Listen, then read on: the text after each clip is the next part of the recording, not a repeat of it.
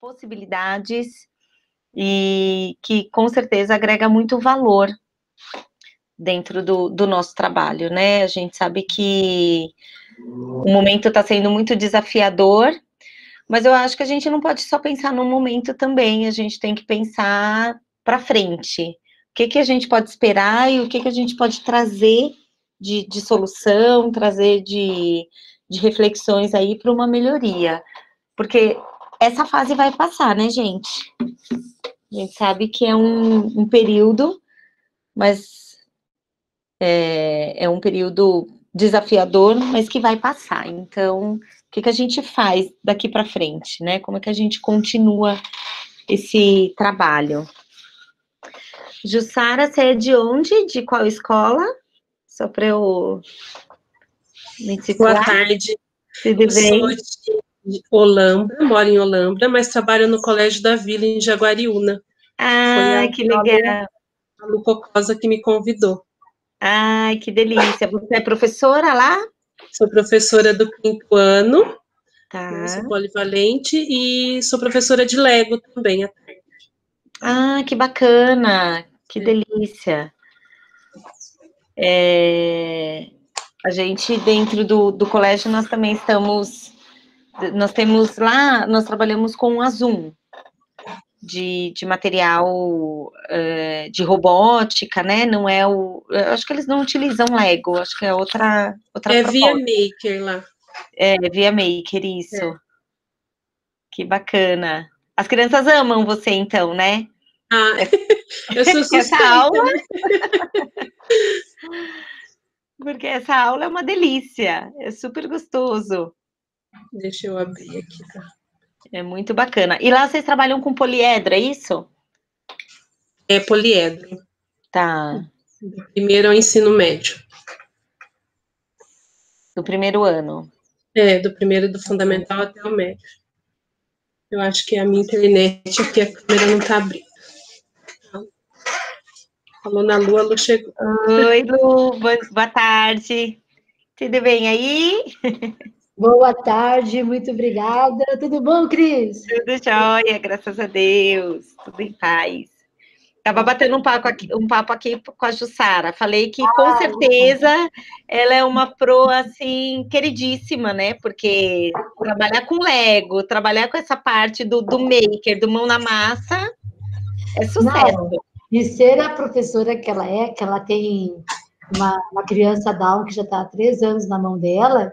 Que legal. E o trabalho que ela faz é uma coisa, assim, incrível. A Jussara é demais. Que bacana, olha aí, que delícia. Que beleza, né? Que presente.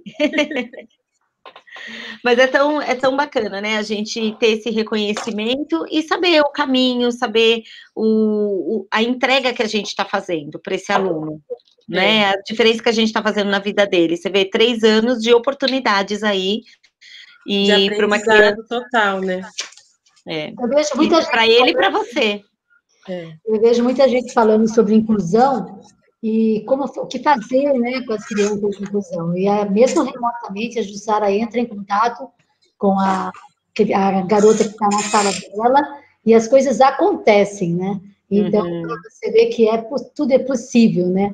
Então, exatamente. Mas ter a Jussara na escola, né, é saber que o Colégio da Vila tem continuidade. Ai, que delícia.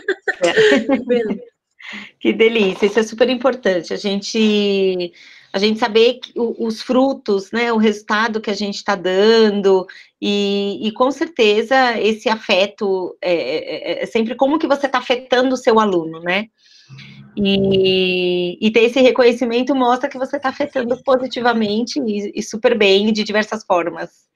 Bom, né? É isso mesmo que a gente tem que buscar. Exato. A Jussara já esteve na coordenação, mas ela gosta da sala de aula, e a sala de aula, ela é muito... Tá todo mundo fechado, mas boa tarde. Todo mundo eu já tentei abrir, mas a minha internet aqui hoje, ela tá que tá. E muita gente faz isso, né? Não consegue abrir porque começa a falhar. Então, fica no escondidinho. Tá melhor que ontem, mas ainda tá lá. E do jeito que a gente está usando hoje em dia, não tem jeito. Fica instável mesmo e tem que dar um jeitinho, mas vai funcionar. Né? O importante é que vocês estão aqui, queria agradecer pela presença de vocês, para trazer esse momento novamente aí de reflexão, de trocas. Tão gostoso a gente pensar a educação nesse momento, né? E pensar um pouco nesse mundo que está por vir. A gente hoje tem tantos desafios que nós estamos enfrentando, né? Como manter esse aluno engajado, motivado. Já eu tenho reunião de pais. E aí a gente fica o tempo todo buscando alternativas, mas eu acho que a gente está passando por um momento de ruptura, um momento de muitas mudanças, né? Acho que já está claro que a gente tem que esperar mudanças, e como que a gente tem se preparado para elas. O que eu tenho conversado muito com os diretores, com coordenadores, os professores, tudo, como que a gente está se organizando e pensando em possibilidades, em novas possibilidades para o ano que vem. Porque a gente que está fazendo um trabalho estruturado, né, que já vinha nesse olhar para metodologias ativas, para inovação, quer dizer, nós sabemos que nós somos um percentual muito pequeno e que a gente consegue, de fato, fazer a diferença aí. Então, como que a gente vai continuar saindo na frente, né? Eu acho que para nós que partimos de uma escola mais inovadora e tudo mais, como que a gente continua saindo na frente? Eu estava conversando com uma diretora que ela falou muito isso, Cris, aqui também, a gente já estava com a cultura digital muito bem instituída dentro da escola, a nossa metodologia, ela é muito aberta e tudo mais, e aí as outras escolas que estavam, né, uns 3, 4, 5 anos atrasadas, elas chegaram. Tá todo mundo agora falar que você tem a plataforma Google, por exemplo, que você tem a nuvem, que você trabalha dessa forma, já não é mais um diferencial tão grande. É claro que a gente sabe que estruturalmente, pedagogicamente, sim, tem uma diferença, né? A competência, aquilo que os professores já têm mais instituído dentro da escola, como hábito e tudo mais, claro que faz a diferença. Mas principalmente para o pai, quando a gente pensa em diferenciais e tudo mais, tá tudo muito próximo. Então, chega o momento da gente pensar, tá, como que agora eu continuo sendo uma escola inovadora, estando à frente e garantindo, né, eu acho que até esse olhar. Deixa eu ver aqui, esse olhar voltado para a inovação. Me deu erro aqui para eu compartilhar a tela com vocês. Deixa eu ver. Tentar de novo. Agora foi. Agora tá indo. Hoje vamos falar um pouquinho, então, de material didático, né?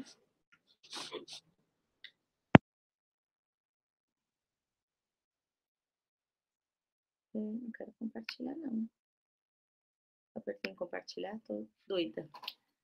Vou apresentar.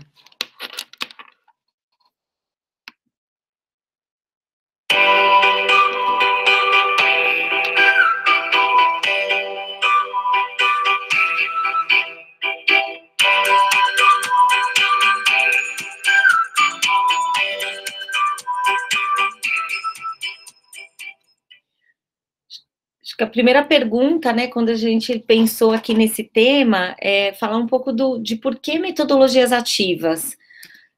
Por que a gente parte desse olhar, por que a gente vai para esse lugar, né? Por que nós achamos tão importante estar nesse lugar?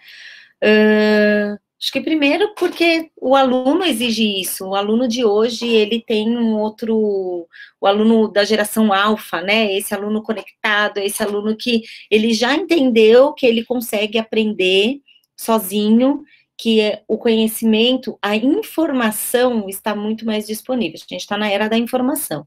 Como é que a gente transforma essa informação em conhecimento, né? Como que eu utilizo tudo isso que eu sei para algo realmente construtivo, que eu vou usar na minha vida, que vai fazer sentido, que eu vou trazer uma solução para a minha sala de aula, para o meu contexto social, enfim. Como que eu aplico isso de uma forma mais ativa e como que eu coloco o aluno nesse lugar, né? Como que é essa aprendizagem centrada no aluno? Eu acho que a gente parte muito desse cuidado, dessa visão, e articulando metodologias, ações, atitudes. Eu acho que vai muito além de você ter uma ferramenta, mas de você ter também a postura do professor que conecte com tudo isso. Porque não adianta o professor ter a ferramenta, ele ter o material, ele ter todo o aparato para trabalhar a aprendizagem centrada no aluno, por exemplo, e aí o aluno não pode participar de nada, né? Então, são muitas contradições que a gente ainda encontra na educação. Eu acho que o compromisso do Viva dentre outros, conseguir trazer para as escolas essa reflexão, para que a gente tenha uma unidade bem estruturada, né? Não pense nem em unidade de pensamento, porque parece que ninguém pode ter a sua particularidade, o seu olhar específico, né? A particularidade também do professor, a identidade do professor. Mas é importante que a escola tenha a sua identidade e que todos consigam caminhar no mesmo sentido. E aí você tem uma escola muito mais coesa em termos de metodologia, de proposta pedagógica, daquilo que ela vende, daquilo que ela se propõe a fazer. E aí, pensando um pouquinho, trazendo esse olhar da metodologia ativa, que fala tanto da criatividade, da criticidade, né, esse senso crítico que a gente tanto fala, que está lá há tanto tempo nos parâmetros curriculares, né, em todos os referenciais, nesse currículo global que a gente tem, e essa questão da produção autoral, né, o que tudo isso tem a ver com material didático?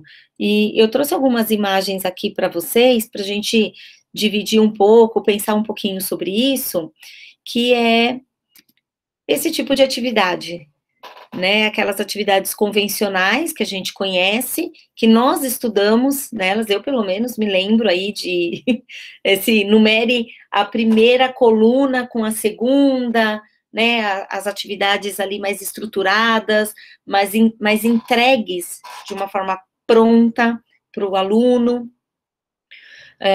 Ali a gente tem um texto, por exemplo, de história, e aí novamente, né, numerar o que aconteceu primeiro, segundo, e você sabe que desde aquela época, desde que eu me conheço por gente, assim, que eu me conheço como estudante, eu sou muito crítica a isso, e eu me perguntava, né, eu falava, gente, tá lá, quem descobriu o Brasil foi Pedro Álvares Cabral, no ano de 1500 e tudo mais, e aí vinha a interpretação de texto, quem descobriu o Brasil? Quando eu lia aquilo, eu falava, não é possível que existe esse tipo de pergunta. Eu lá no quinto ano, quarto, quinto ano, sexto, enfim, essas perguntas que é copia e cole, né, que tá dado, que não me inquietava. Então, é interessante como, quando a gente tem isso muito enraizado, né, e quando que isso tudo começa a ser construído dentro da gente? Eu acho que eu me torno educadora quando eu ainda era estudante lá do Fundi 1, que eu já começava a refletir um pouco sobre isso. E aí, o que a gente tem de criticidade, né, aquelas 3 perguntinhas aqui, ó, criatividade, a criticidade e a produção autoral nesse tipo de atividade. Então, a gente tem aqui atividades prontas, né, que o aluno, nesse contexto, a gente tem que tipo de aluno? A gente tem um aluno tarefeiro, né, aquele aluno que ele vai pegar aquela informação, pegar aquilo que o professor passou na lousa, enfim, e ele vai trazer para o registro. e para vários registros, né? E aí a gente vem pensando aí num volume, num contexto muito mais de conteúdo do que de qualidade. É uma coisa que a gente sempre olhou muito aqui dentro do Viva, para a gente não pensar na qualidade, na quantidade, sim na qualidade, né? Então, a gente sempre sugere para as escolas parceiras, quando a gente conversa com os pais e tudo, para a gente é muito importante que faça sentido para o aluno e para o professor, que faça sentido para eles aprenderem o que eles estão aprendendo. Não adianta a gente mandar para casa, o professor passar a atividade 3, 4, 5 por dia, se não tiver um porquê, né? Se ele não estiver pensando, se aquilo não for refletir na vida dele de alguma forma e de uma forma positiva. Então, o Viva, ele nasce para ir contra, né? Pensando um pouco diferente disso daqui, desse tipo de atividade que eu trouxe para localizar vocês de como que a gente pensa educação e de como a gente pensa os registros, né? Porque eu vejo muita escola, e acontecia muito comigo, era uma dor minha enquanto diretora, ter um processo tão rico, tão prazeroso, tão voltado para essa reflexão, para esse olhar criativo, né, com tanta autonomia do aluno, participação do aluno, uma escola sempre tão democrática e que não conseguia transmitir isso nos registros. Então, quando o pai chegava no final do bimestre, na reunião, que ele pegava as atividades, elas não representavam a riqueza do que a gente tinha trabalhado. E a gente que está na sala de aula, a gente que está no chão da escola, da sala de aula, a gente sabe o quanto é rico uma roda de conversa, o quanto eles constroem, o quanto eles aprendem nessas construções coletivas, né, nesses diálogos, nos debates que a gente traz, ou que eles mesmos trazem, né? E aí eu sempre me perguntei, como é que eu parto da realidade do aluno, que é uma das premissas que a gente tem, né? Você pode ler aí site de muitas escolas, não, a gente parte da realidade do aluno, o nosso projeto pedagógico, ele está baseado na realidade do aluno, né, de uma aprendizagem significativa, tal, e como é que a gente consegue, então, articular essa aprendizagem significativa com atividades prontas, com atividades nesse formato, que é o formato convencional, que a escola trabalha já há tantos anos. Então, o Viva, ele nasce desse desconforto com esse tipo de situação, em que o aluno, ele não é levado, de fato, a desenvolver um senso crítico, para que a gente comece a construir e que ele tenha a oportunidade, de fato, de construir, né? Então, a gente sai desse modelo de reprodução e fixação para um modelo de produção, criação e de autoria, de fato, protagonismo do aluno. E aí eu trouxe alguns exemplos aqui para vocês de como que a gente, então tá, beleza, concordo com tudo isso, mas como que isso se dá na prática? Como que isso está manifestado dentro do material, né? Então, Viva, eu trouxe 3 atividades aqui, essas, por exemplo, dentro da matemática, porque a gente pensa, poxa, a matemática é tão fechada, né? Como é que a gente trabalha numa perspectiva desse protagonismo todo e tudo mais, sendo os conteúdos tão fechados como são? Então, aqui, acho que a primeira diferença é que nesse modelo a gente tem as atividades as continhas já montadas, né, já prontas, e aqui já começa que o aluno, ele tem que construir, né, ele vai aprender ali a construir dentro da casinha, dentro daquela estrutura. Na segunda atividade, a gente já coloca o aluno para pensar mais um pouco. Beleza, esse é um formato. E como que eu consigo construir alguns cálculos? Será que eu tenho que dar sempre o cálculo pronto? A continha armada, né, pronta? Ou será que eles podem desconstruir um pouquinho e pensar outras formas de adição, né? Quais são as probabilidades de se chegar em 48 através de uma conta de adição? Quais são as probabilidades de se chegar em 76? E aí, quando você solta uma atividade dessa para a turma, gente, olha, desafio, né? É uma atividade de fixação, Então, a gente está pensando aí, sim, é importante eles terem esse acesso, eles terem,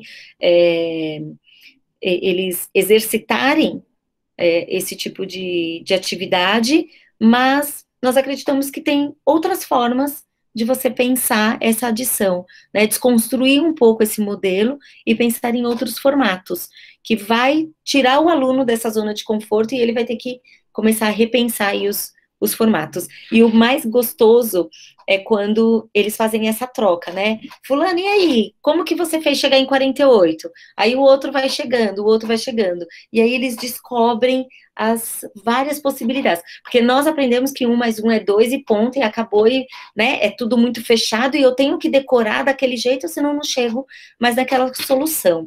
E hoje a gente tem uma visão na pedagogia mais atual e que traz esse olhar mais reflexivo do aluno e tudo mais, que ele pode encontrar caminhos para chegar no mesmo resultado. Então, essa é a ideia dessa atividade, por exemplo. E aí, a gente trabalha com história matemática, a gente não trabalha com problemas, né? A gente não tem lá o problema de matemática, porque problema a gente vai ter, então tem desde a conotação do nome problema, né, que, poxa, tem um problema ali para resolver e tudo mais, até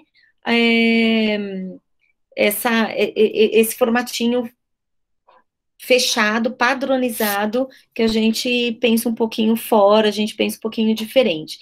Então, a gente tem sempre uma atividade como uma referência, então nós vamos ter lá algumas histórias matemáticas prontas, porque eles têm que saber que são histórias, né, e que essas histórias elas podem ser resolvidas de diferentes formas, e tem atividade aberta, sim, também, para que os alunos construam as próprias histórias matemáticas, que nós sugerimos, dentro do material do professor, que essas histórias surjam da realidade, né, que surja da sala de aula, de uma roda de conversa, que surja, por exemplo, de uma aula vivencial que eles vão fazer, que eles vão até o mercadinho.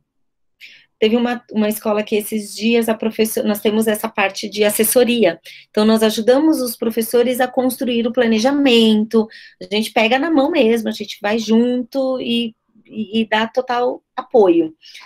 E aí, principalmente com essa situação dos alunos, né, fora da escola, enfim, não estando próximos, a professora, poxa, tá difícil da gente conseguir, uma professora de matemática, tá difícil de conseguir engajar, né, os alunos estão muito dispersos e tudo mais, como que a gente pode engajar? E aí uma das soluções, uma das sugestões que nós demos foi, por que não a gente está num cenário crítico, caótico, né, tanta gente perdendo renda, perdendo os ambulantes, por exemplo, que ficaram tanto tempo sem poder trabalhar, quer dizer, tanta gente numa situação tão difícil, precisando, por exemplo, de uma cesta básica, por que não criar até uma ação na escola para doação de cesta básica, por exemplo, em que os alunos, ela tinha que trabalhar divisão com decimais. E aí a nossa sugestão foi que ela dividisse a turma, ou eles se dividissem em duplas, por exemplo, e eles fizeram uma lista que teria que ter numa cesta básica para poder entregar para essas famílias, e dentro, com aqueles produtos, cada dupla teria que pesquisar em um mercado, pelo jornalzinho online, o custo. Então, quanto que sairia essa cesta básica no Extra, no Carrefour, né, no Sonda, enfim, no Pão de Açúcar, em vários mercados, no Atacadão, né, então pensando aí, se a gente pensasse comprar em atacado e tudo mais, e trazer, joga, né, eu brinco que às vezes a dor faz bem, tem que doer um pouquinho, que é para fazer pensar. Então, joga para eles vão criar essa solução, vamos ver qual o mercado, e aí nisso eles vão trabalhar a conta com decimais. E aí sim, a partir daí, com as dificuldades que eles tiverem para trabalhar essas contas e depois dividir. Então tá, então a gente vai fazer tantas cestas básicas, dividindo pelo número de alunos que tem na sala, quanto que daria para cada um contribuir para poder construir, né, essa cesta. Então, eles foram fazer... Então, a partir dessa problemática, eles descobriram que eles precisavam aprender uma continha lá que tinha uma vírgula no meio do caminho. Então, essa é uma forma de surgir a necessidade dos alunos entenderem a necessidade de aprender o conteúdo, e não desse conteúdo partir do professor, né, mas partir da necessidade da própria turma. Então, isso vem um pouco do que pode ser registrado nessa atividade aqui do Viva. Vamos conversar com a tia da cozinha lá, da cantina, quantos pães de queijo ela precisa assar por período, por turno, quantos turnos tem de lanche, por exemplo, na escola, quantos alunos tem na escola, quantas meninas, quantos meninos, enfim. Qual é o problema que eles podem solucionar através de uma história matemática aí de adição ou de subtração? Ou eles podem criar também. Então, um cria e o outro resolve, né? E aí eles trocam as atividades. Então, aqui eu estou exemplificando um pouco de como a gente consegue desconstruir um pouco esse modelo de registro e que vai conversar melhor com a forma que a gente acredita, né? Quem trabalha com metodologias ativas, esse grupo, esse encontro que nós estamos fazendo é para um grupo seleto de escolas que estão pensando em um ensino mais disruptivo, nessa inovação pedagógica, né, em como que está a educação hoje e como que a gente pode repensar e o que a gente pode conseguir contribuir a partir dessa experiência que nós estamos vivendo. Então, se são escolas que já estão nesse caminho, que já fazem ou que estão pensando em ir para esse caminho, a gente tem que pensar como que nós vamos manifestar isso através dos registros, né? Porque não faz sentido, no meu ponto de vista, você ter uma prática tão rica, que vai trazer tanto engajamento, que vai trazer uma construção tão bacana para o aluno e terminar numa atividade de adição pronta, né? Nesse formato que a gente conhece, tá? E aqui eu trouxe algumas atividades feitas, né? Aqui foi só um exemplo, porque não dá para contar tudo, mas aqui eu estou trazendo algumas exemplificando com atividades reais, né? De como que a gente traz, como que nós vamos trabalhar isso, então, lá dentro do Viva. Então, por exemplo, análise de gráfico. Então, dentro do Viva, as atividades de registro, o material didático, ele está pensado dessa forma, tá? Então, a gente traz o tema, a gente não traz exatamente a resposta ou a pergunta, né? Então, nesse exemplo, a gente tem aqui, essa é a frente e o verso da atividade. Então, na frente da atividade, a gente tem uma situação aqui, visitantes por dia no Parque Aquático Escabum. Então, na terça-feira, na quarta, tudo, tem as informações, né, os dias da semana, por exemplo. E aí, a partir da análise deste gráfico, os alunos começaram a questionar, né? E aí a professora começou a fomentar, gente, qual é o dia mais tranquilo desse parque? Qual é o dia mais cheio? Qual é o dia que tem mais homem? Qual é o dia que tem mais crianças? E aí ele foi levantando.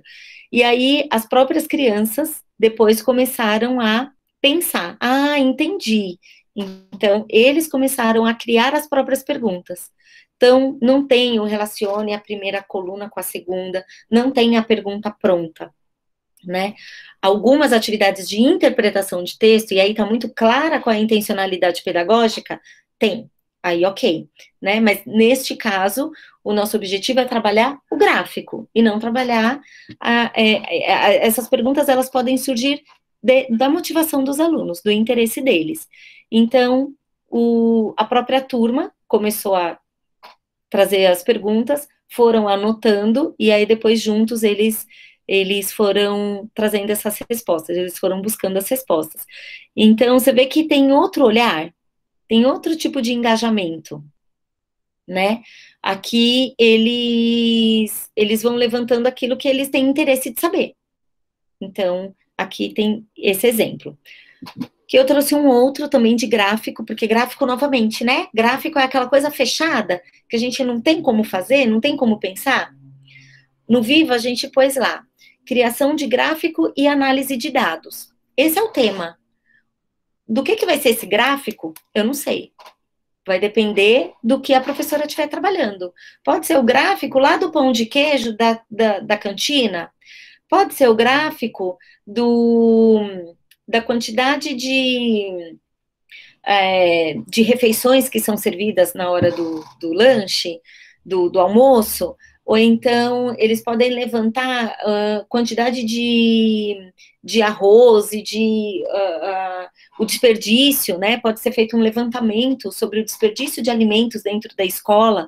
Então, é nesse sentido que nós trazemos essas atividades abertas, só com o tema do que tem que ser trabalhado, porque esse tema está previsto na BNCC, ele precisa ser desenvolvido, mas ele não precisa ser desenvolvido de uma forma fechada, né? E aí você consegue ter no registro aquilo que de fato você trabalhou em sala de aula, que fez sentido para os alunos. Então, é algo que eles têm interesse de saber. Além disso, a gente consegue trabalhar a interdisciplinaridade aqui de diversas formas.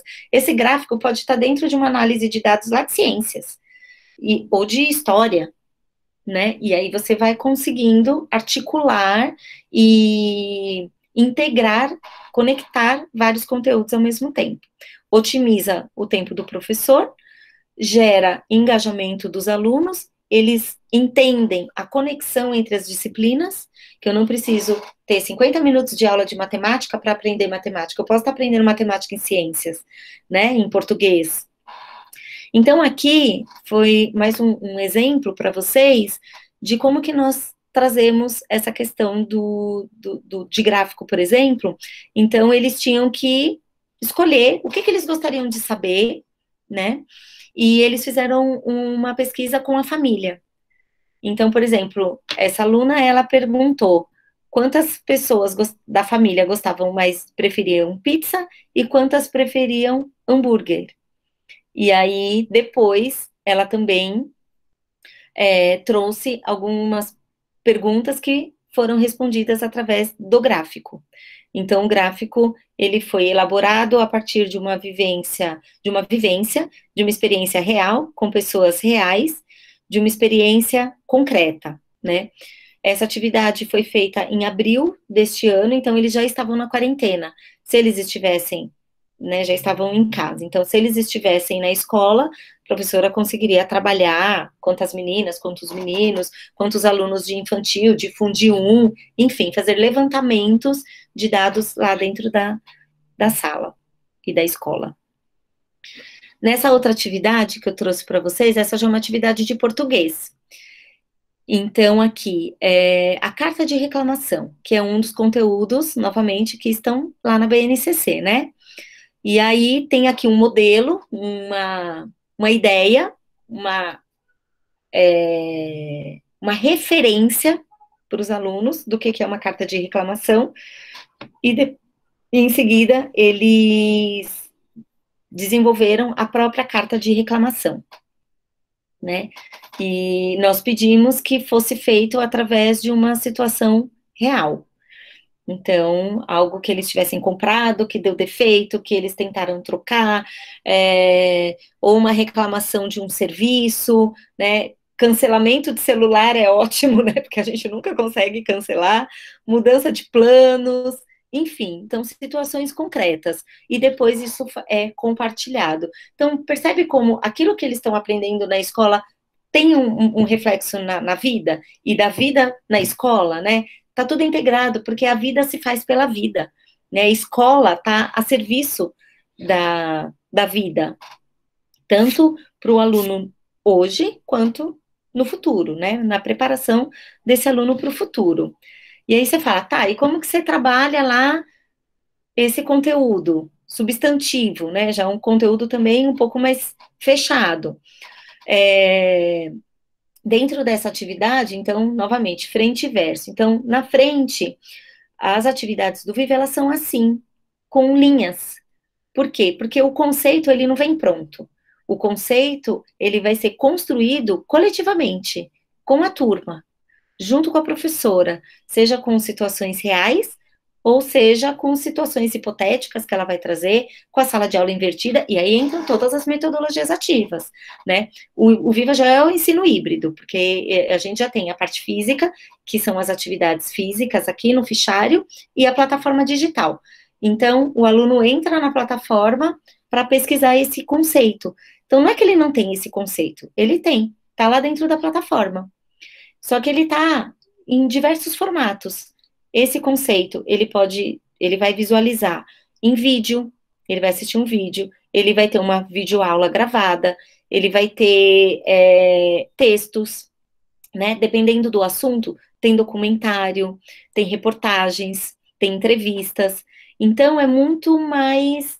A nossa preocupação, novamente, sempre foi essa, conectar com a vida real, conectar com situações do cotidiano, onde ele perceba a importância dele aprender esse assunto.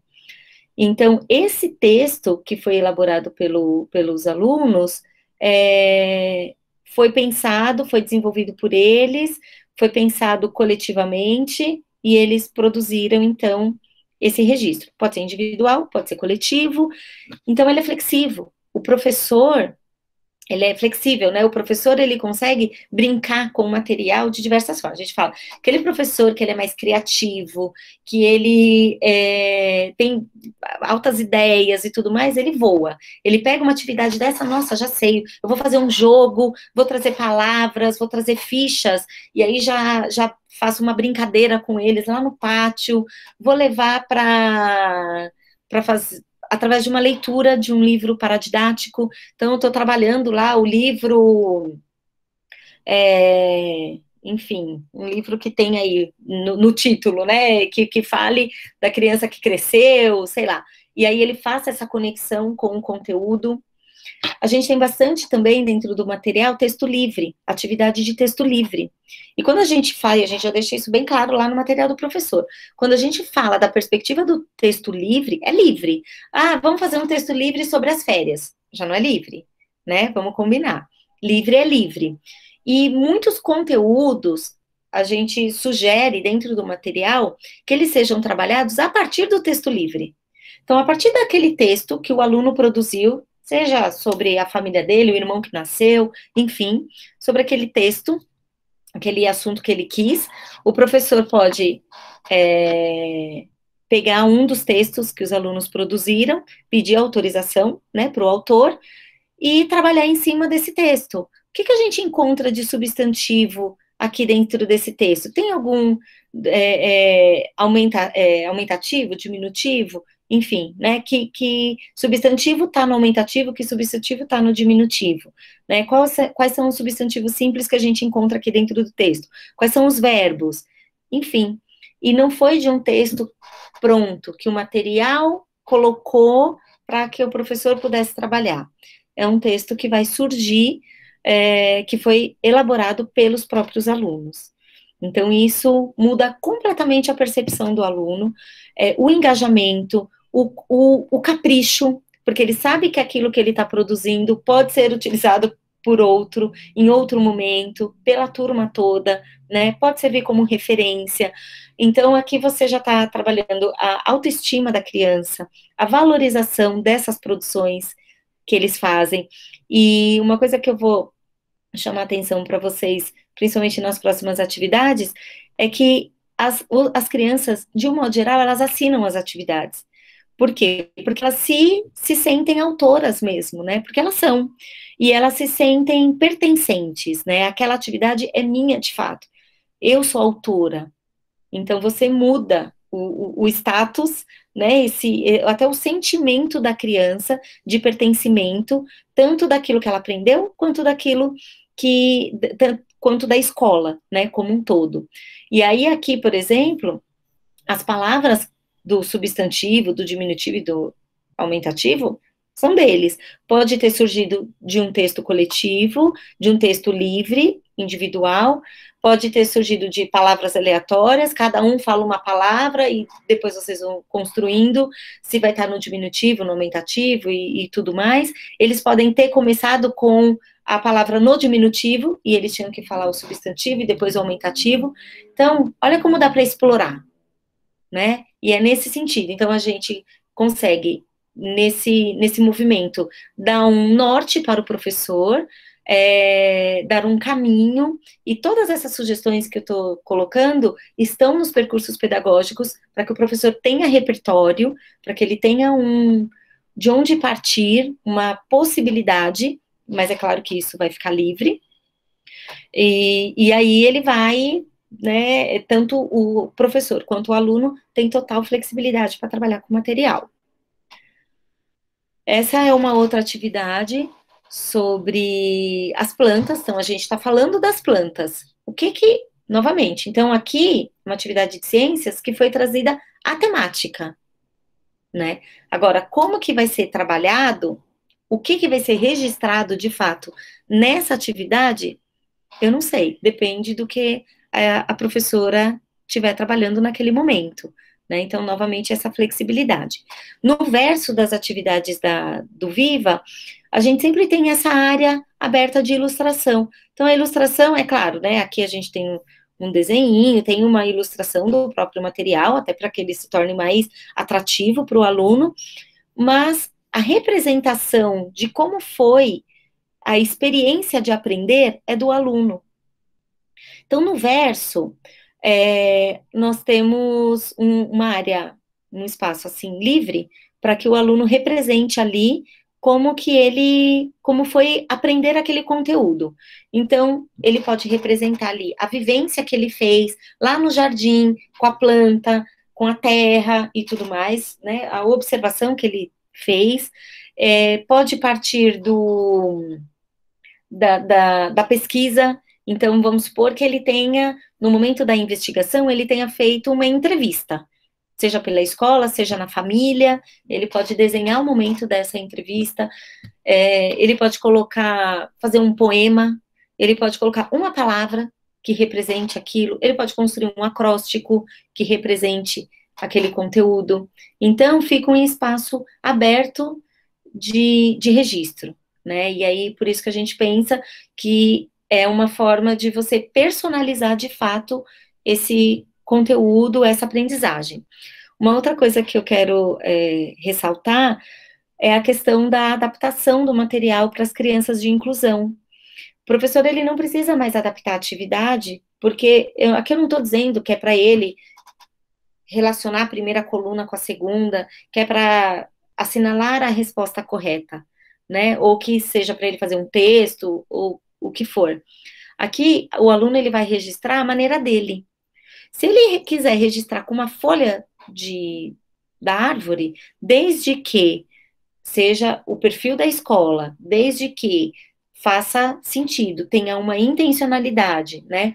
Então, eu estou falando de um aluno autista, de repente, que ele não está alfabetizado, mas ele participou de todo o processo, participou de toda a trilha de aprendizagem, e ele queira fazer o registro com uma folha da árvore lá que ele foi, que ele pegou, que ele cheirou, que ele, né, amassou, ele viu todos os detalhes ali, as cores e tudo mais. Então, ele vai representar dessa forma. Ele pode pôr uma pedrinha, enfim, ele pode escrever a palavra flor, planta, né, caule, enfim, de repente, para aquele aluno, o foco maior tenha sido, embora ele tenha participado de tudo, ele vai representar com palavras e não com texto. Enfim, tem essa abertura para eles trabalharem. Aqui também, uma atividade aí, então, falando da região do Centro-Oeste, por exemplo, tem as possibilidades de registro que a professora achar pertinente, né? E os alunos representando isso da forma que eles quiserem.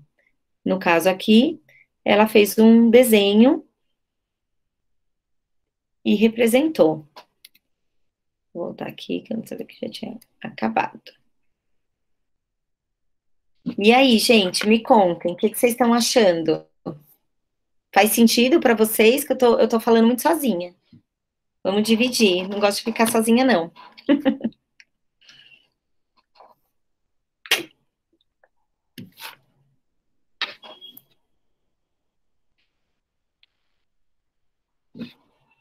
Será que eu tô sem áudio aqui?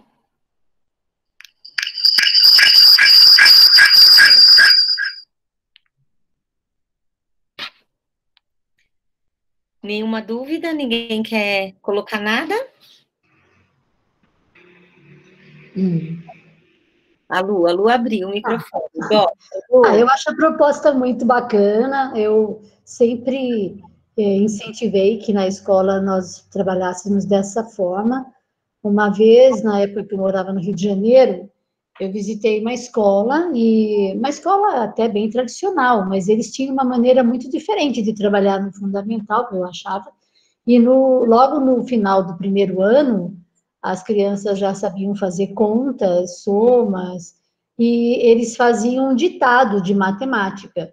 E eu achava isso muito interessante, porque a professora falava, agora coloque o número 1, e ela falava, o dobro de um número mais 5, quanto é? E eles tinham que responder pensando. Eles não tinham tempo de armar continha, de fazer nada. Então, eu achava aquilo bastante interessante, né? Porque, de uma certa forma, ela já dava uma equação de primeiro grau para eles resolverem de uma maneira que era o ditado de matemática. Eu achava isso muito interessante. Eu sempre gostei muito da matemática, né? Então, é minha paixão. Então, eu sempre achei que a matemática era uma matéria muito fiel. Ela não mente, ela não muda, né? Então, eu gosto muito da matemática por conta disso. E eu acho que fazer a criança ter essa lógica matemática de diversas maneiras, sem entregar a conta armada, sem entregar tudo isso, eu acho que a criança só tem a crescer.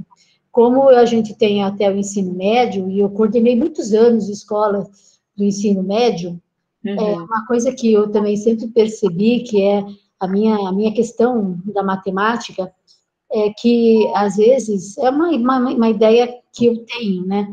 Que é difícil você ter no infantil e no Fundamental 1 pessoas que amam a matemática e têm a compreensão da matemática, porque são essas pessoas que vão trazer para a criança a compreensão real da matemática. Eu já tentei colocar especialista no 4º e 5º ano de matemática, mas não deu certo, porque ele não conseguiu falar a linguagem da criança, né? Então, continuou trazendo a pedagoga para falar da matemática. Mas, quando a gente vai caminhando com essa questão, você vê que é pouco explorado os conceitos da matemática. É muito comum no ensino médio, que eu, além de ser coordenadora, dei aula a vida toda no ensino médio, é muito comum você falar assim para um aluno de primeiro ano de ensino médio, quantos eixos tem uma esfera? E ele fala 1, porque ele só consegue imaginar, ele faz o paralelo com o eixo da Terra. Então, ele só consegue ver 1. Quando você fala infinitos, nossa, é verdade. Então, eu percebo que há algumas coisas que são muito consolidadas na matemática são conceitos abstratos para muitas crianças. E chegam até a adolescência com esses conceitos não construídos. E eu acredito que nós deveríamos construir.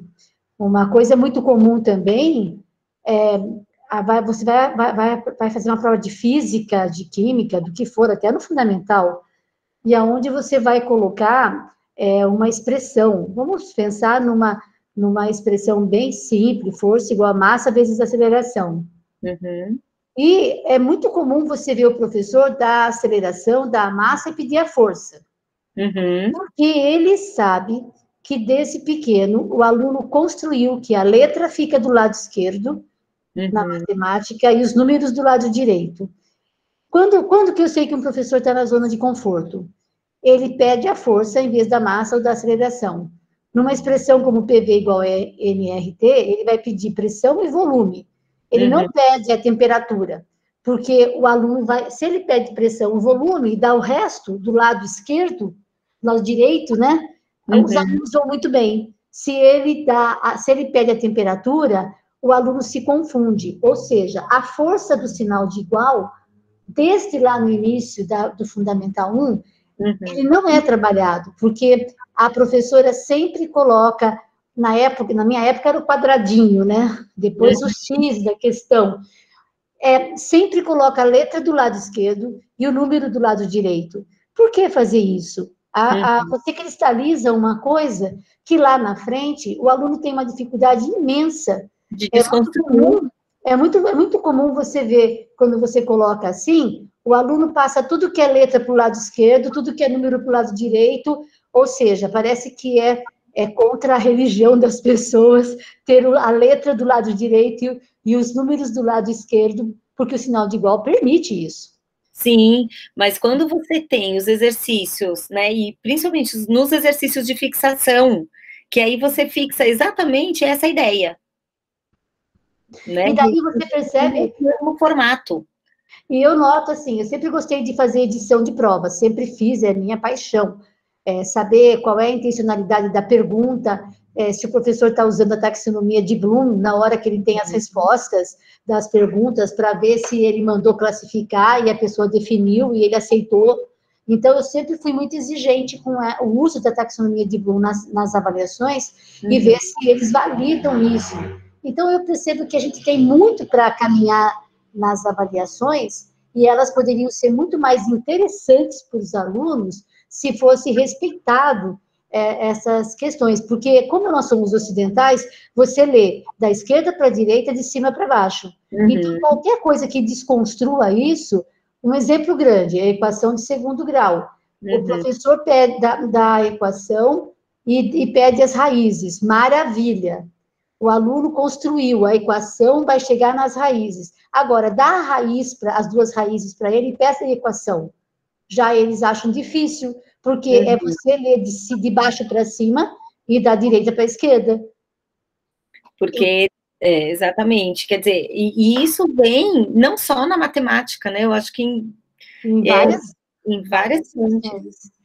Então eu gosto muito de você trabalhar a matemática de uma maneira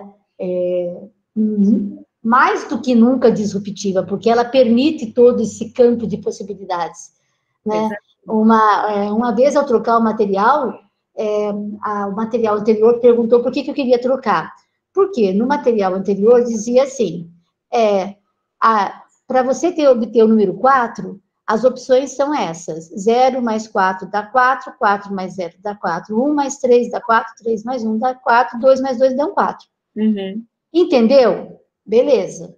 Agora, o segundo material trazia assim, com os números 0, 1, 2, 3 e 4, dê todas as possibilidades de obter 4 usando 2 logaritmos. Isso. Daí você muda. Aí a criança tem que pensar. Exatamente, né? Exatamente. Então, eu acredito muito nessa questão, né? E também, hoje participei de um webinar maravilhoso, que a gente estava falando das teorias provisórias das crianças. Elas criam teorias provisórias, e a hipótese para a criança é muito tranquilo para eles, né? E a gente não deve desqualificar essa hipótese, e sim investigá-la até o final.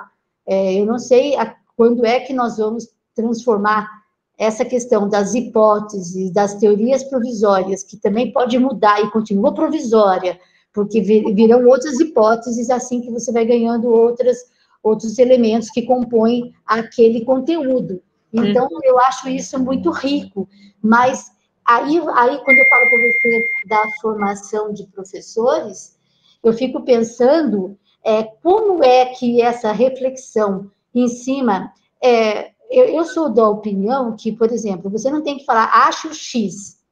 Você calcule a incógnita. O aluno vai saber o que é incógnita, e ele aprende isso para a vida. Por que não pode falar incógnita para ele no Fundamental 1? Eu acho que é bom. É uma coisa desconhecida. Então, incógnita é desconhecida, aquilo que você não sabe. Eu acho que seria muito fácil, acredito eu, mais fácil se você... ensinasse para as crianças as coisas pelos nomes que eles vão aprender lá. Por que aprender 2 nomes? Ou 2 coisas? Para depois e deixar que ele tenha que fazer essa analogia. Não sei, eu fico pensando nisso por causa de ser das exatas e apreciar tanto a matemática. Eu tive ótimos professores de matemática e ela sempre foi apresentada para mim como uma coisa mágica, né? Mas desafiadora, né? E aí a gente promove, e é bem isso, assim, o que a gente quer é exatamente sair desse lugar comum, né, e desestabilizar essa aprendizagem, né, de alguma forma. Então, trazer outras formas de se construir esses conceitos, porque essa coisa do pronto é assim, né? Essas verdades absolutas, a gente sabe o quanto elas, cada dia mais, estão sendo questionadas e muitas vezes derrubadas, né? Novas verdades vão surgindo, e é por isso que eu acho que as pessoas têm tanta resistência à mudança, né? Porque, por exemplo, para mudar a letra e o número e o lugar do igual, já é uma dificuldade, né? E isso se reflete em outras questões da vida. Isso, se reflete. Ó, quer ver uma questão incrível? Imagine uma criança no fundamental ainda, falando assim para mim, olha, a gente faz a bolinha de sabão, não faz? Lá no canudinho. Sopra a bolinha de sabão, ela sai disforme, mas ela vai se acomodar numa esfera. Uhum. Aí a pergunta da criança, por que sempre a esfera? Por que não um paralelepípedo? Uhum.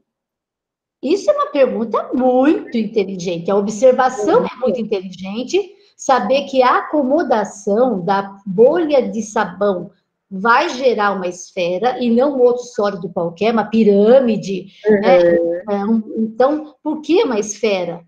E aí, você tem que ter daí uma background, que eu acho, né? Ou então saber, porque a resposta existe.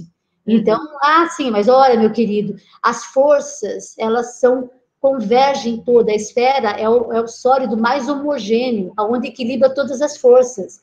É física isso, né? E daí o aluno fala assim, nossa, entendi. Aí é mais louco ainda, né? Ele entendeu o que você falou, que existe um sólido que é homogêneo, então as forças vão acomodando, as forças da própria natureza vão acomodando para a esfera, que é um sólido homogêneo. Tem um equilíbrio de forças ali.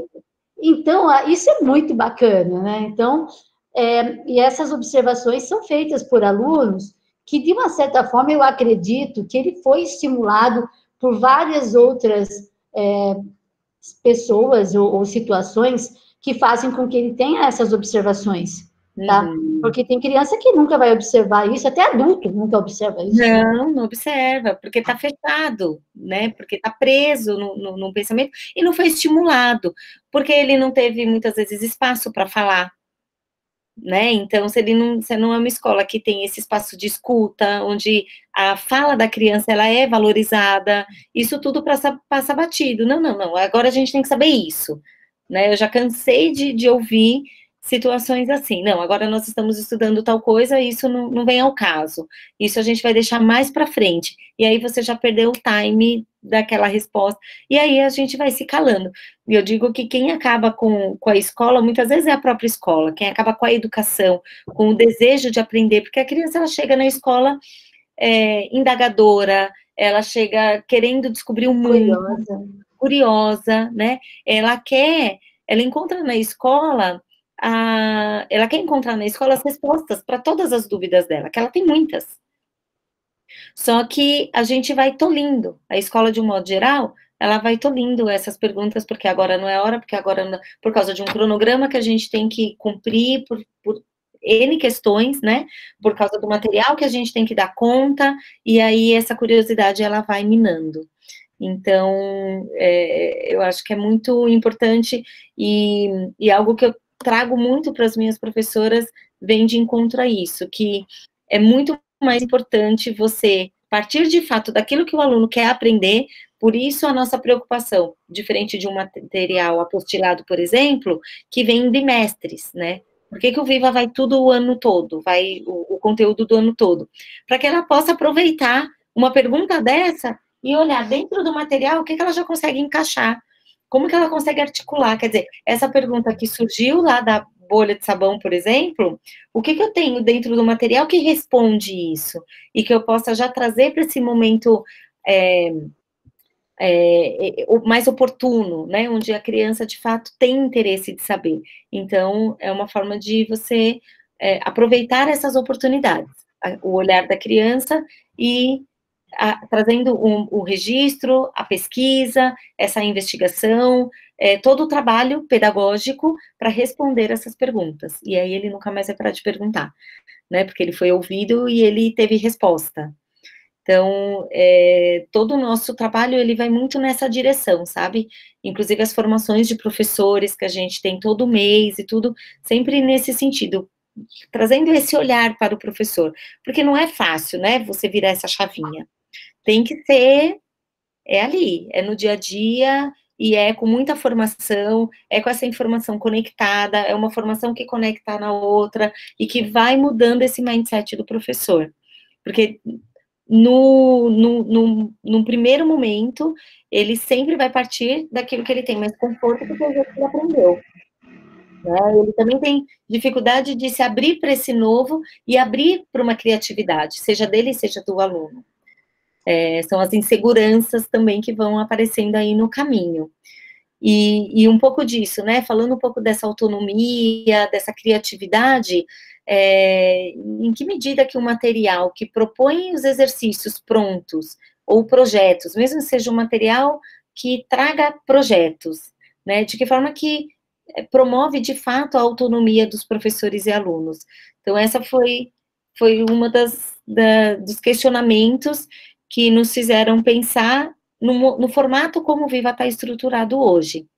Então, eu trouxe aqui um exemplo, né, isso eu tem em sites, né, peguei num site, por exemplo, e tem lá, projeto meio ambiente, então tem a justificativa, os objetivos, o desenvolvimento, legal.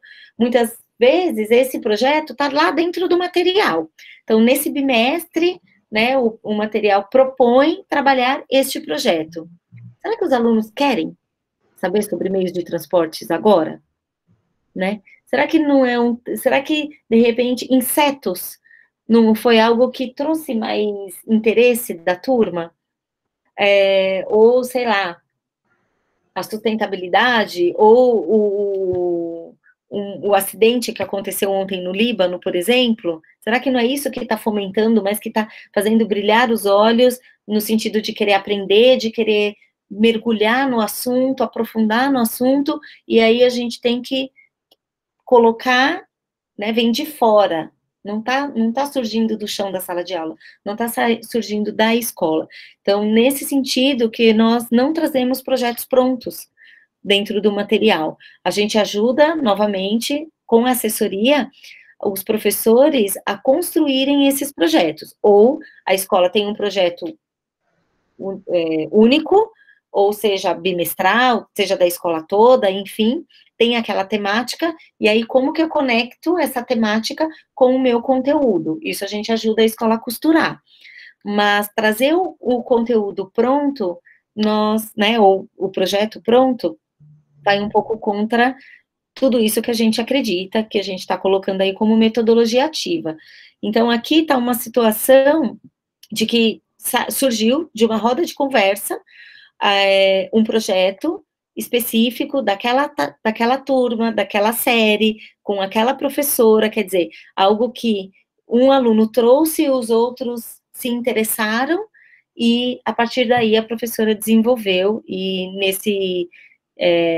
nessa imagem, por exemplo, está representando essa coisa deles na prática, né? Então, eles ali com a pranchetinha, eles saem pela escola, muitas vezes eles estão fazendo uma atividade, e isso a gente sugere muito dentro do material, explorar os diferentes espaços de aprendizagem, que a criança não precisa estar presa dentro da sala de aula, está fechada, que a gente consegue aprender tanto em outros ambientes, né? E isso é algo que a gente trabalha bastante também com os professores, para trazer esse olhar, e eles estão ali no pátio, sentados, debatendo sobre um assunto e fazendo as anotações, as observações daquilo que está sendo curioso, né? Daquilo que está fomentando a curiosidade deles.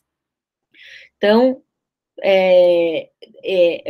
o objetivo do Viva é isso, é dar essa fundamentação teórica para aquele tema, whatever, o tema que surgiu da turma, daquilo que eles querem saber. E aí, dentro do material, a professora vai conectar esse tema com os assuntos, vai fazendo essa costura e vai trazendo, ó, isso tudo que vocês querem saber, as ciências pode responder, a gente pode ter uma resposta aqui em história, em geografia, e como que ela vai conseguindo articular tudo isso.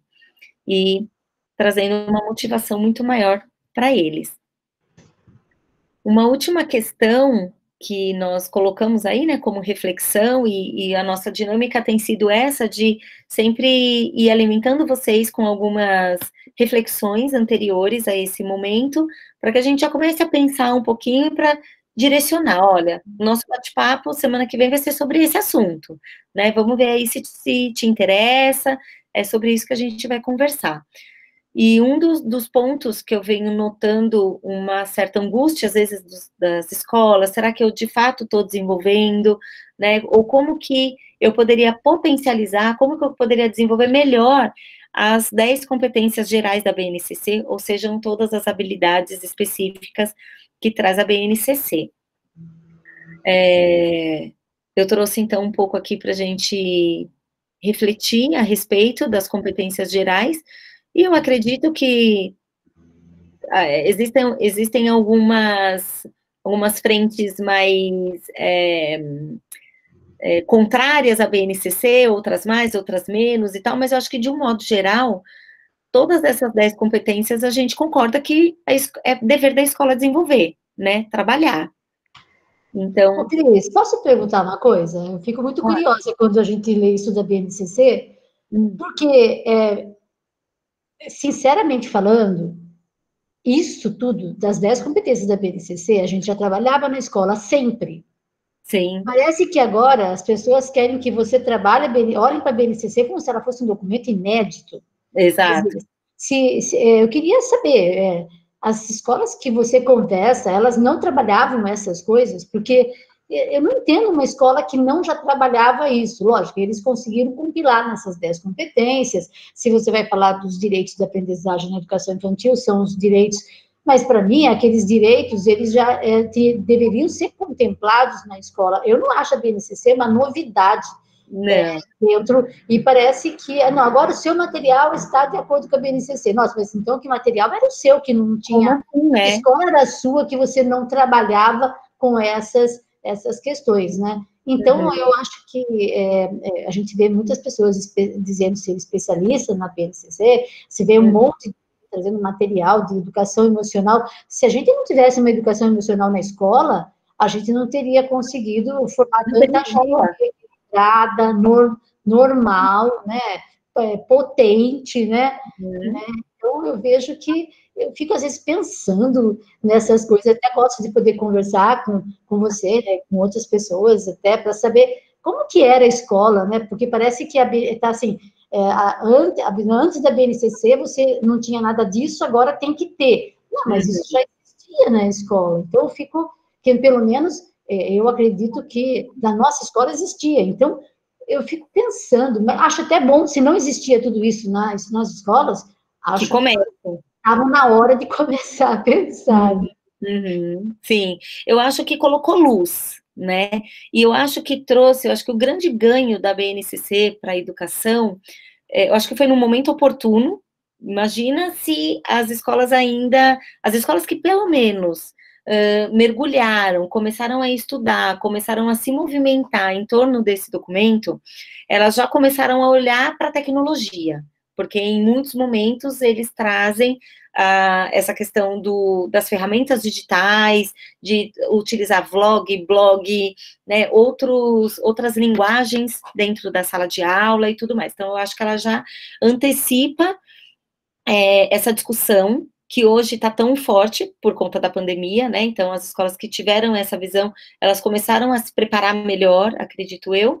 E foi como eu disse, assim, eu acho que ninguém discorda de que o objetivo maior da escola, né, contempla essas 10 competências, né? A gente está aqui para isso. Quando a gente pensa num aluno integral, quando a gente pensa, né, num aluno com todas as suas particularidades e tudo mais, a gente não pode tirar ali o item 9, por exemplo, empatia e cooperação, né? Eu acho que isso já é um pressuposto.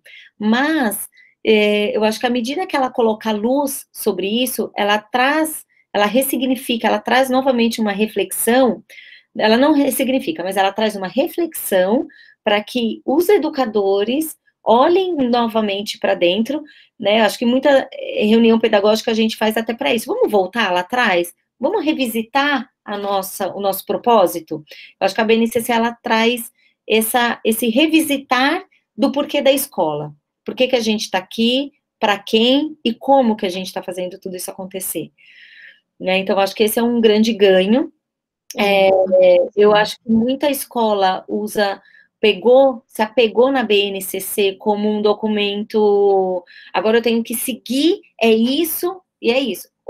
Tanto que a gente já trabalhava antes, anterior à BNCC, pelos referenciais curriculares nacionais, né, por todos os referenciais a gente já tinha, né, os PCNs e tal, a gente já tinha que trabalhar tudo isso, mas eu acho que ela traz novamente para o momento atual a necessidade dessa reflexão, né? E esse olhar... Acho bom que todo mundo que tem um documento norteador para ver se a gente sai de políticas de governo para políticas de Estado. Então, se a gente tiver esse documento sendo validado de norte a sul do país, nós temos aí a esperança de uma escola um pouco mais, com maior igualdade, né, para todos, né, pelo menos. Eu sei que a gente está numa escola que a gente fala de equidade, de dar coisas diferentes para pessoas diferentes, mas em termos de direitos da criança, todos deveriam ter acesso a tudo isso, né? Exatamente, era o mínimo, porque isso é o básico, né? Então, você está falando do conhecimento, é claro, né? Por que a criança vai? E aquilo, utilizar o conhecimento sobre o mundo. Eu acho que isso, quando a gente mergulha um pouco, né, o que ele quer dizer aqui em valorizar e utilizar os conhecimentos sobre o mundo físico, social, cultural e digital, né? Então, entender e explicar a realidade para continuar aprendendo e construindo, colaborando aí com a sociedade e tal. E aí, esse olhar de que não é aprender pelo aprender, não é o aprender para tirar uma nota na prova, né? Então, eu acho que quando ele traz esse conceito, a escola que consegue, de fato, trazer essa reflexão na palavra, né, nesse conceito na íntegra, ela consegue se deslocar em alguns lugares, de alguns lugares. Eu tenho uma escola, por exemplo, que o ano passado, ela se reinventou, ela mudou completamente, eles eram extremamente conservadores, tradicionalíssimos, e ela entendeu, depois de estudar um pouco a BNCC, de trazer essas reflexões todas e tudo mais, aí ela foi pesquisar algumas linhas pedagógicas e se encantou lá e entendeu que fazia sentido para eles trabalhar com socio-interacionismo, né? E aí mergulhar um pouco em Vygotsky e entenderam que esse era o caminho deles, era a identidade, era como eles gostariam de ser reconhecidos e conhecidos e tudo mais. Mas veja, só de ter havido esse movimento, eu acho que já valeu a pena, né?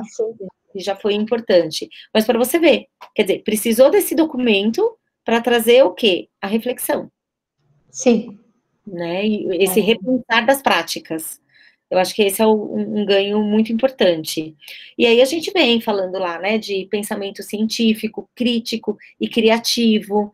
Então, e eu me preocupo, né, eu vejo alguns materiais, e mesmo algumas escolas até que produzem o próprio material, que novamente acaba tendo um conflito aí de olhares. Então, ou na prática realiza uma coisa e registra outra, né? Quer dizer, que produto que sai dessa prática toda, de todo o desenvolvimento que foi produzido, de toda essa construção da aprendizagem, né? E aí, nem sempre isso tudo está conversando. Então, fala, a gente trabalha lá a criatividade e tal. E muitas vezes é um material que não te permite criar nada, que é copia e cole. Então, em que medida que, de fato, você está trabalhando a criatividade em todas as instâncias? Né? Permitindo que o aluno também produza de forma criativa. Se ele é um aluno tarefeiro, se ele está na escola só para, né, resolver aquelas 10 páginas. Então, quando a gente vai na íntegra, eu acho que vai trazendo essas reflexões que são importantes. A questão do repertório cultural.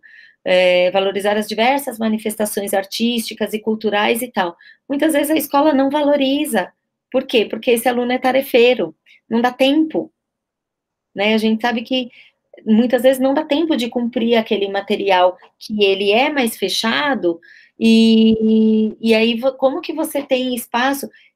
E aí coloca, né, na aula de arte, eu trabalho aquele pintor, eu vou trabalhar ali uma técnica, um pontilhismo, e piriri, parará, e naquele momento é o momento de criação. O restante não, o restante a gente vai fazer exercício, né? Porque tem nota, porque tem vestibular, porque tem prova, então a gente tem que pensar nessas coerências, como que a gente de fato vai propiciar um repertório cultural diverso.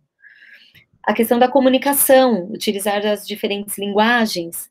Então, a gente fala muito dentro do Viva, assim, as possibilidades que você tem aqui de representação do conhecimento, né? Uma escola esses dias fez, eles tinham que, em casa, tudo, né? Eles tinham que manifestar o sentimento, como que eles estavam aquele dia, através de uma fotografia. Então, eles podiam compor um cenário, podia estar em casa, podia estar fora de casa, podia ser uma,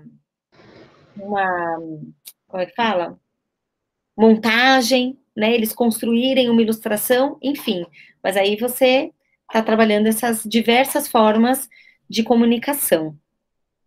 A cultura digital, então, é o que eu falei, já estava previsto, então, quem começou a olhar a BNCC lá em 2017, 2018, talvez já estivesse agora mais preparada para esse momento. O trabalho e projeto de vida, a argumentação, né, que espaço que eu estou dando na escola para que esse aluno argumente, para que esse aluno se posicione, para que ele compreenda, para que ele trabalhe esse autoconhecimento, esse autocuidado, a empatia e a cooperação, e a responsabilidade e cidadania, né? Então, pensando nesse aspecto, quando a gente fala lá dos exercícios, né, da atividade aberta, que o aluno vai trazer uma situação real, por exemplo, como eu dei a ideia de trabalhar com a cesta básica para essa questão atual do coronavírus e tudo mais. Então, quer dizer, eu estou contextualizando e eu estou trabalhando essa responsabilidade e cidadania numa situação real, e não hipotética que foi trazida pelo material, ou que talvez nem seja trabalhada. Né? Então, fica aí alguns olhares também. A Lu saiu, mas deixou um beijo para nós. E, então é isso, trazer um pouco desse olhar, um pouco de como que nós enxergamos que isso tudo se manifesta dentro do material, e o que nós pensamos é que, né, trazer uma frase aí reflexiva para ficar como um pensamento: diga-me e eu esquecerei, ensina-me e eu poderei lembrar, envolva-me e eu aprenderei. É um pouco do que nós acreditamos aqui no Viva, tá bom? Benjamin Franklin.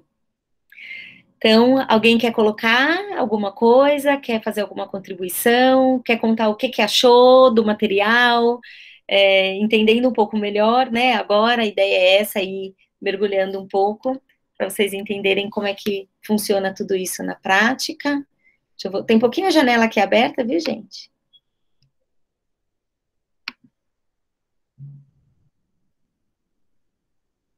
Sair aqui. Alguma dúvida, alguma colocação que vocês queiram fazer? Tudo tranquilo? Todo mundo quietinho? Estão acordados ainda, gente? Pelo amor de Deus.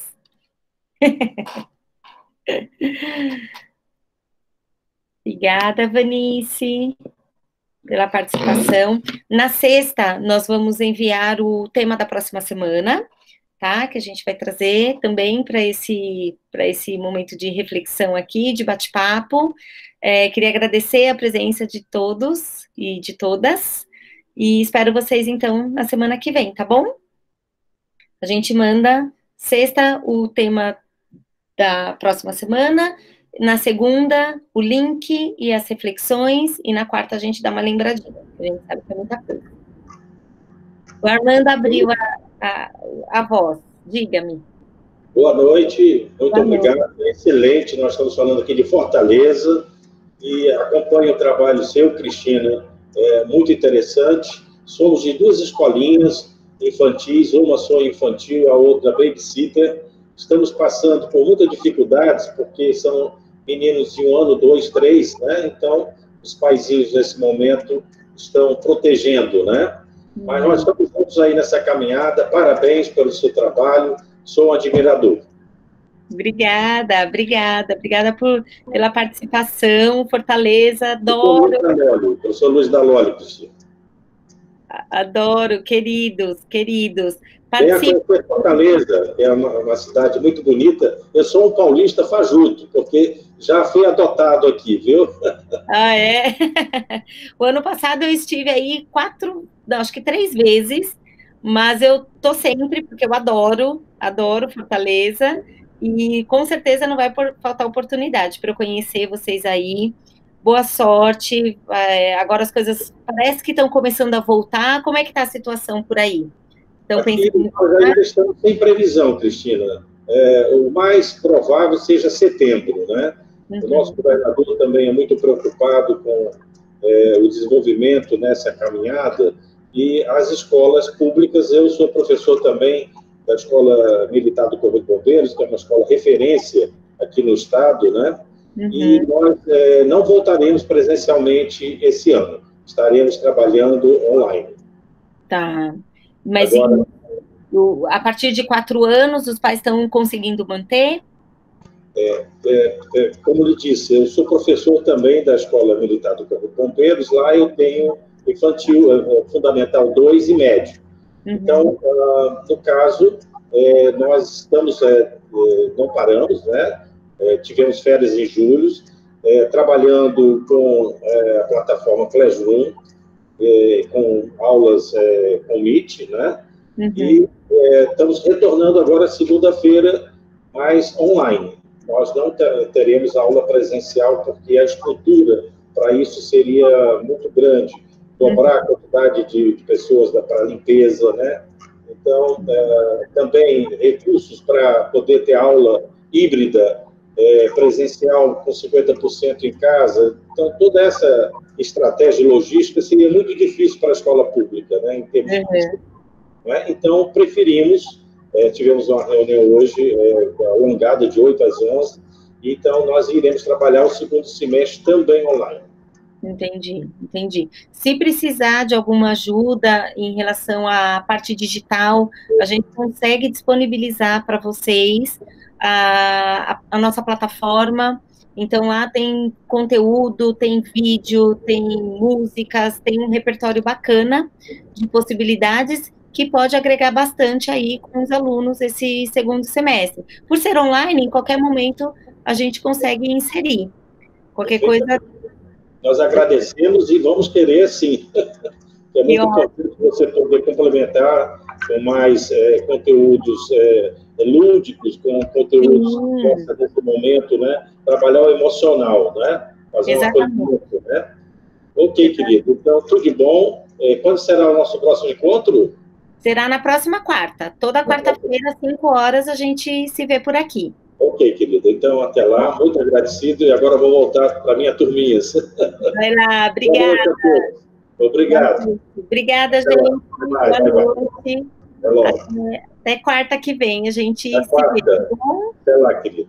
Um beijo. Tchau, tchau. Você também.